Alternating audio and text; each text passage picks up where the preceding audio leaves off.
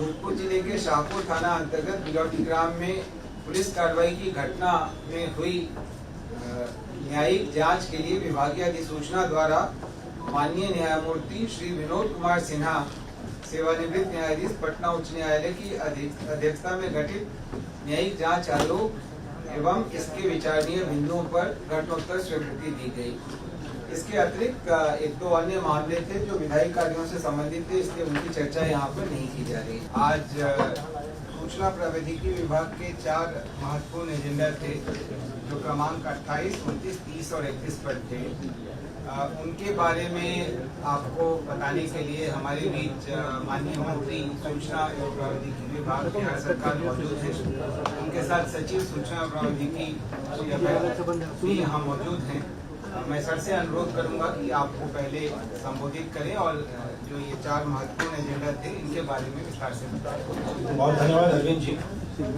सबों को नमस्कार। आज सूचना प्रौद्योगिकी विभाग के 4 एजेंडे की स्वीकृति राज्य मंत्री परिषद द्वारा दी गई है और आर्टिफिशियल इंटेलिजेंस, जैसा आप अवगत है कि बिहार लगातार आदरणीय मुख्यमंत्री सम्राट चौधरी जी के नेतृत्व में आर्टिफिशियल इंटेलिजेंस के क्षेत्र में बहुत व्यापक स्टेप्स हम लोग ले रहे हैं। बिहार को मजबूती से न सिर्फ अपने देश स्तर पर बल्कि अंतर्राष्ट्रीय स्तर पर भी स्टैब्लिश करने की। आज 4 MOU हम लोगों को की स्वीकृति का प्रस्ताव का अनुमोदन राज्य मंत्री परिषद ने दिया है, जिसमें मुख्यतः गूगल के साथ, माइक्रोसॉफ्ट के साथ, भारत GPT के साथ और सर्वम AI के साथ ये 4 MOU हम लोग आने वाले समय में हस्ताक्षरित करेंगे। आपको ये भी बताते हुए प्रसन्नता हो रही है कि बिहार की अपनी AI पॉलिसी भी अभी अंतिम चरण में है, वो भी कुछ समय में हम लोग लेके आएंगे। इन 4 MOU के बाद जो भी इन 4 प्रमुख कंपनियां हैं, 2 तो विश्वविख्यात हैं, ग्लोबल कंपनियां हैं और 2 अपने देश की कंपनी है। इनके बाद जो भी सॉल्यूशंस, समाधान, चाहे रिसर्च के संदर्भ में या किसी टूल के माध्यम से आर्टिफिशियल इंटेलिजेंस के प्रयोग के लिए उपलब्ध होगा, तो उसका इस्तेमाल हम लोग बिहार में भी हम लोग कर सकेंगे। इस MOU में कोई फाइनेंशियल कमिटमेंट नहीं है, ये एक तरह से सहमति का पत्र हम लोग आने वाले समय में उनके साथ हस्ताक्षरित करेंगे, जिसमें आर्टिफिशियल इंटेलिजेंस के क्षेत्र में इन 4 बड़ी कंपनियों का सहयोग बिहार में न सिर्फ प्रशिक्षण के लिए, मतलब आने वाले समय में सरकार की योजना है कि आर्टिफिशियल इंटेलिजेंस के क्षेत्र में स्किलिंग में हम लोग बहुत व्यापक रूप से काम करेंगे। जो सरकार की योजनाएं संचालित होती हैं या जो विभाग की आवश्यकताएं होती हैं उनके डिलीवरी में भी हम इस्तेमाल करेंगे। हमारे यहाँ के जो ह्यूमन रिसोर्स, जो हमारे पदाधिकारी, हमारे कर्मी या शिक्षक हैं, आने वाले समय में हम उनको भी AI के क्षेत्र में हम उनको प्रशिक्षित करेंगे। तो स्पष्ट रूप से हमारा ये मानना है कि इन 4 MOU के साथ अब बिहार भी मजबूती के साथ आर्टिफिशियल इंटेलिजेंस के क्षेत्र में अब अपने काम को बढ़ा रहा है और विशेष रूप से माइक्रोसॉफ्ट और गूगल जैसी कंपनियों के साथ बिहार सरकार का इकरारनामा MOU बहुत बड़ा स्टेप है, जो आने वाले समय में बिहार को न सिर्फ हमारे राज्य को आर्टिफिशियल इंटेलिजेंस के क्षेत्र में बल्कि इंफॉर्मेशन टेक्नोलॉजी के भी क्षेत्र में बड़े निवेश को आकर्षित करने के साथ साथ जन कल्याण के लिए भी योजनाएं बनाने में हम सबको मदद मिलेगी। संक्षेप में ये 4 प्रस्ताव जो आज राज्य मंत्री परिषद से स्वीकृति मिली है वो मैं आपसे साझा कर रहा हूँ। प्रारंभिक स्तर से ही अपने बच्चों को AI के माहौल में हम लोग उनको तैयार करें। टेक्नोलॉजी और आर्टिफिशियल इंटेलिजेंस तो हम लोग के जीवन का हिस्सा हो गया है, तो बहुत सारे रिसर्च और इनोवेशन भी हम लोग कि हमारे यहाँ के लोगों की मेंटरिंग भी हो, उनका मार्गदर्शन भी हो, कुछ ऐसे सॉल्यूशन हमारे राज्य से भी निकले जो न सिर्फ देश के अन्य राज्य उसको आत्मसात करें बल्कि ग्लोबली भी उनकी पहचान हो सके। IIT पटना में भी हम लोग का एक बहुत बड़ा रिसर्च लैब बनने जा रहा है जो पूरे इंफॉर्मेशन टेक्नोलॉजी और विशेष रूप से आर्टिफिशियल इंटेलिजेंस के क्षेत्र में आने वाले समय में एक बहुत बड़ा केंद्र हमारा बनेगा। तो प्रशिक्षण एक आयाम है, निश्चित तौर पर आने वाले समय में हम रिसर्च भी इन्वाइट करेंगे, इनोवेशन में भी हम लोग काम करेंगे, जॉब क्रिएशन होंगे। हमारे यहाँ के लोग अगर AI में स्किल्ड होंगे, हमारे यहाँ निवेश भी बढ़ेगा क्योंकि बिहार की हमारी पूंजी हमारे लोग हैं, हमारी युवा शक्ति है। तो आने वाले समय में आप देखेंगे कि आर्टिफिशियल इंटेलिजेंस का व्यापक इस्तेमाल निवेश के साथ साथ रोजगार सृजन, हमारे लोगों का प्रशिक्षण और एम्प्लॉयबिलिटी बढ़ाने में किया जाएगा। पहला एजेंडा था शांजा विश्वविद्यालय मधुबनी की स्थापना, जिसका प्रायोजक मिल्ली ट्रस्ट आराम नगर कुतुब रोड पहाड़गंज है, उसकी स्वीकृति दी गई। दूसरे में प्रायोजक निकाय Ambedkar institute of higher education trust Chitnawa Danapur Patna को निजी क्षेत्र में बीबी गिरी विश्वविद्यालय दरौंदा सिवान की स्थापना एवं संचालन की स्वीकृति दी गई। तीसरे एजेंडा में ऐसे foundation Shri Krishnapuri new area Nawada को निजी क्षेत्र में ऐसे विश्वविद्यालय अशोकनगर नवादा बिहार की स्थापना एवं विश्वविद्यालय संचालन की स्वीकृति दी गई। चौथे एजेंडा में हिमालय एजुकेशनल ट्रस्ट लोहिया नगर कंकड़बाग पटना को निजी क्षेत्र में हिमालय विश्वविद्यालय पालीगंज पटना की स्थापना और विश्वविद्यालय संचालन की स्वीकृति दी गई। पांचवें एजेंडा में CTO educational and welfare society 29 villa apartment Poonam gas गोदाम के नजदीक अंबेडकर पथ खाजपुरा पटना को CTO विश्वविद्यालय जसोइया मोड़ औरंगाबाद बिहार की स्थापना और विश्वविद्यालय संचालन की स्वीकृति प्रदान की गई। आज का छठा एजेंडा कृषि विभाग का था, जिसके अंतर्गत परंपरागत कृषि विकास योजना के लिए 30 करोड़ 60 लाख रुपए की स्वीकृति दी गई। अगला एजेंडा कृषि विभाग का था, जिसमें चतुर्थ कृषि रोड मैप के अंतर्गत तिलहनी फसलों को बढ़ावा देने के लिए वित्तीय वर्ष 26-27 में राष्ट्रीय खाद्य तेल तिलहन मिशन के अंतर्गत कुल 36 करोड़ 18 लाख 62,700 रुपए की स्वीकृति दी गई। अगले एजेंडा में कृषि विभाग द्वारा चतुर्थ कृषि रोड मैप अंतर्गत आत्मा तथा बामिती के लिए कुल 148 करोड़ 99 लाख 31,400 रुपए मात्र की लागत पर कार्यान्वयन एवं निकासी तथा व्यय की स्वीकृति दी गई। इससे कृषि का प्रसार करने में मदद मिलेगी। कला एवं संस्कृति विभाग का अगला एजेंडा था, जिसमें संस्कृति मंत्रालय भारत सरकार से संबद्ध संस्थान ASI भारतीय पुरातत्व सर्वेक्षण नई दिल्ली एवं पुरातत्व निदेशालय कला एवं संस्कृति विभाग बिहार पटना के बीच प्राचीन स्मारक एवं पुरातात्विक स्थल एवं अवशेष अधिनियम 1958 के तहत घोषित राष्ट्रीय महत्व के पुरातात्विक स्थलों एवं स्मारकों के जीर्णोद्धार उन्नयन एवं रख रखाव कार्य हेतु समझौता किए जाने की स्वीकृति दी गई। बिहार ऐसा तीसरा राज्य है जहां जिसने ASI के साथ ऐसा समझौता किए जाने की स्वीकृति दी है। अगला एजेंडा वित्त विभाग का था, जिसमें बिहार यात्रा भत्ता नियमावली 1949 के नियम 69(2) में को विलोपित किए जाने की स्वीकृति दी गई। ग्रामीण विकास विभाग का अगला एजेंडा था, जिसमें वित्तीय वर्ष 25-26 एवं 26-27 के लिए लोहिया स्वच्छ बिहार अभियान द्वितीय चरण की अवधि को विस्तारित करने तथा लोहिया स्वच्छता योजना अंतर्गत अतिरिक्त 24 करोड़ 67 लाख के व्यय की स्वीकृति दी गई। 12वां एजेंडा भी ग्रामीण विकास विभाग का था, जिसके अंतर्गत विकसित भारत जी राम जी योजना के तहत बिहार राज्य ग्रामीण रोजगार गारंटी परिषद के गठन की स्वीकृति दी गई। इसके साथ ही पूर्व में मनरेगा के अंतर्गत गठित बिहार ग्रामीण रोजगार गारंटी परिषद को निरसित करने की भी स्वीकृति दी गई। विकसित भारत जी राम जी योजना के कार्यान्वयन हेतु तकनीकी और प्रशासनिक शक्तियों के प्रत्यायोजन के संबंध में अगला एजेंडा था, जिसके लिए विभिन्न स्तरों पर तकनीकी एवं प्रशासनिक स्वीकृति की शक्तियां प्रदान की गई।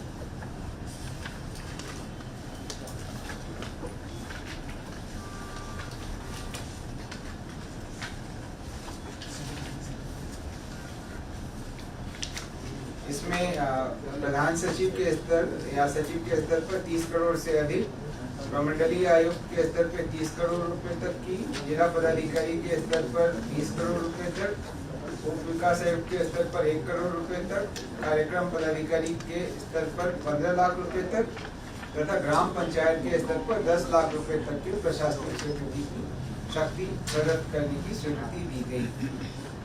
डेयरी मत्स्य एवं पशु संसाधन विभाग का अगला एजेंडा था, जिसमें मत्स्य निदेशालय के अंतर्गत कनीय अभियंता के कुल 40 पदों के चिन्हितीकरण और पुनर्गठन करने की स्वीकृति दी गई।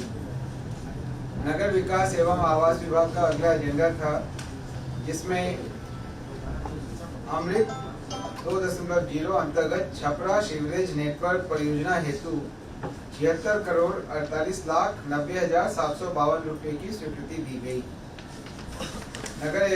नगर विकास एवं आवास विभाग का ही अगला एजेंडा था, जिसमें अर्बन चैलेंज फंड मिशन में भागीदारी हेतु आवासन और शहरी कार्य मंत्रालय भारत सरकार एवं नगर निकायों के साथ MOU करने की स्वीकृति दी गई। नगर विकास एवं आवास विभाग का ही अगला एजेंडा था, जिसमें बिहार शहरी आयोजना तथा विकास नियमावली 2014 में संशोधन करते हुए प्रमंडलीय आयुक्त को आयोजना क्षेत्र प्राधिकार का पदेन अध्यक्ष तथा जिला पदाधिकारी को पदेन उपाध्यक्ष नामित करने की स्वीकृति दी गई। नगर विकास एवं आवास विभाग का अगला एजेंडा था, जिसमें राज्य में सुनियोजित शहरी विकास को प्रोत्साहित करने के लिए 12वें ग्रीनफील्ड सैटेलाइट टाउनशिप के रूप में रोहतास जिला अंतर्गत डेहरी में ग्रीनफील्ड सैटेलाइट टाउनशिप का क्षेत्र एवं विकास प्रक्रिया के चयन की स्वीकृति दी गई। अगले एजेंडा में नगर विकास एवं आवास विभाग का ही एजेंडा था, उसमें छपरा, सीतामढ़ी, मुजफ्फरपुर एवं भागलपुर आयोजना क्षेत्र के क्षेत्र विस्तार की स्वीकृति दी गई। पथ निर्माण विभाग का अगला एजेंडा था, जिसमें इंडिपेंडेंट थर्ड पार्टी से ब्रिज सेफ्टी ऑडिट कराने के लिए 47 करोड़ 76,05,000 रुपए की स्वीकृति दी गई। पर्यटन विभाग का अगला एजेंडा था, जिसमें मुंगेर जिला में तारापुर में 15 एकड़ 1 डिसमिल भूमि ईशा फाउंडेशन ईशा योग केंद्र गलियांगिरी फुटहिल कोयम्बटूर तमिलनाडु को 1 रुपए के टोकन मूल्य पर 99 वर्ष के लिए लीज बंदोबस्त किए जाने एवं इसके आलोक में उनके साथ MOU किए जाने की स्वीकृति दी गई। विधि विभाग का अगला 4 एजेंडा था, जिसमें अनुमंडलीय व्यवहार न्यायालय महाराजगंज में प्रस्तावित 10 कोर्ट भवन, एमिनिटी भवन एवं हाजत भवन के लिए 34 करोड़ 33,26,000 रुपए, अनुमंडलीय व्यवहार न्यायालय पूर्वी चंपारण मोतिहारी के परिसर में 20 कोर्ट भवन के निर्माण हेतु 53 करोड़ 2,26,000 रुपए, अनुमंडलीय व्यवहार न्यायालय बेगूसराय के परित्यक्त SDGM कोर्ट के भूखंड पर प्रस्तावित 15 कोर्ट भवन के निर्माण हेतु 39 करोड़ 4,13,000 रुपए तथा अनुमंडलीय व्यवहार न्यायालय रजौली नवादा में 10 कोर्ट भवन, एमिनिटी भवन एवं हाजत भवन के निर्माण कार्य हेतु 38 करोड़ 38,31,000 रुपए की स्वीकृति दी गई। अगला एजेंडा राजस्व एवं भूमि सुधार विभाग का था, जिसमें श्रीमती अंजलि कुमारी आनंद तत्कालीन सहायक बंदोबस्त पदाधिकारी भू अभिलेख एवं परिमाप निदेशालय बिहार पटना, जो अभी निलंबित थी, को सेवा से बर्खास्तगी जो सामान्यतया सरकार के अधीन भविष्य में नियोजन के लिए निर्भरता होगी का दंड अधिरोपित करने की स्वीकृति दी गई। राजस्व एवं भूमि सुधार विभाग का ही अगला एजेंडा था, जिसमें गया जिला में बोधगया अंचल के अंतर्गत 34 डिसमिल बिहार सरकार के स्वामित्व की भूमि कतिपय शर्तों के अंतर्गत नामग्याल तांत्रिक कॉलेज, जो कि हिज होलीनेस दलाई लामा का पर्सनल मोनेस्ट्री है, उसको 50 वर्षों के लिए लीज बंदोबस्त करने की स्वीकृति दी गई। अगले 4 एजेंडा सूचना प्रौद्योगिकी विभाग से संबंधित थे, जिसके बारे में माननीय मंत्री महोदय ने विस्तार से बताया है। शिक्षा विभाग का अगला एजेंडा था, जिसमें वित्तीय वर्ष 26-27 में केंद्र प्रायोजित PM जनमन योजना, जो कि जनजातीय आदिवासी न्याय महाअभियान योजना है, इसके अंतर्गत PBGT के लिए 6 जिलों में कुल 15 छात्रावास के निर्माण एवं संचालन हेतु कुल 41 करोड़ 25 लाख रुपए की प्रशासनिक स्वीकृति दी गई। अगला एजेंडा भी शिक्षा विभाग का था, जिसमें वित्तीय वर्ष 26-27 में केंद्र प्रायोजित योजना धरती आबा जनजातीय ग्राम उत्कृष्ट अभियान के अंतर्गत राज्य के 8 जिलों में 19 छात्रावासों के निर्माण के लिए कुल 60 करोड़ 42 लाख रुपए की प्रशासनिक एवं व्यय की स्वीकृति दी गई। अगले 4 एजेंडा श्रम संसाधन एवं प्रवासी श्रमिक कल्याण विभाग से संबंधित थे। ये अत्यंत ही महत्वपूर्ण आज का ये एजेंडा था, जिसमें जो 4 कोड भारत सरकार द्वारा लाया गया है उससे संबंधित बिहार में नियमावली की स्वीकृति दी गई। पहला था औद्योगिक संबंध बिहार नियमावली 2026 की स्वीकृति। दूसरा सामाजिक सुरक्षा बिहार नियमावली 2026 की स्वीकृति। तीसरा उपजीविका जन्य सुरक्षा स्वास्थ्य एवं कार्यदशा बिहार नियमावली 2026 की स्वीकृति तथा चौथा मजदूरी संहिता बिहार नियमावली 2026 की स्वीकृति। इसके बाद श्रम संसाधन के विभिन्न कानूनों को लागू करने में मदद मिलेगी और श्रमिकों के लिए बेहतर सुविधाएं भी निर्धारित करने का इसमें प्रावधान किया गया।